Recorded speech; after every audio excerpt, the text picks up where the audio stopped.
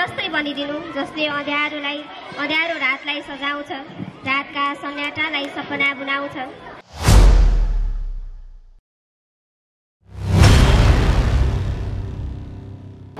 धन्यवाद कार्यक्रम सञ्चालिकाज्यू। आज मिति 2081 साल 12 महिना 1 गतेका दिन यस Gurbhakot United public secondary boarding स्कुलका द्वारा आयोजित फेयरवेल प्रोग्राममा हामी आफ्नो तर्फबाट एउटा छोटो र मिठो गजल लिएर आएका छौँ, जसको शीर्षक रहेको छ साथी।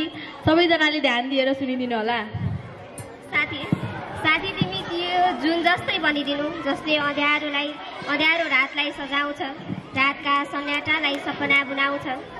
साथी तिमी त्यो फुल जस्तै बनिदिनु जसले वसन्तलाई रङ्गीन बनाउँछ, शीतल हावाको झेरका सँगै मिठास फैलाउँछ।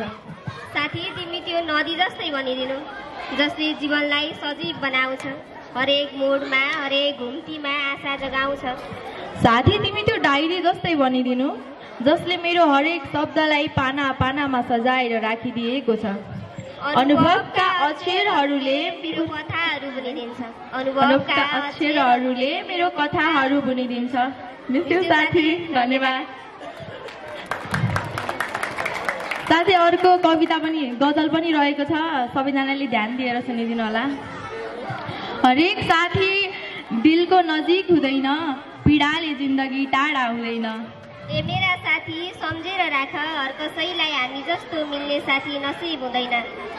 साथी भन्दा कीमती चीज कुनै जागिर हुँदैन, साथी भन्दा सुन्दर कुनै तस्बिर हुँदैन।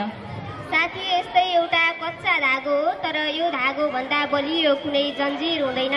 साथी यस्तै एउटा कच्चा धागो हो, तर यो धागो भन्दा बलियो कुनै जन्जिर हुँदैन। हरेक साथी दिलको नजिक हुँदैन, पीडाले जिन्दगी टाढा हुँदैन। ए मेरा साथी सम्झिराख, हर कसैलाई हामी जस्तो मिल्ने साथी नसिब हुँदैन, हर कसैलाई हामी जस्तो मिल्ने साथी नसिब हुँदैन। धन्यवाद।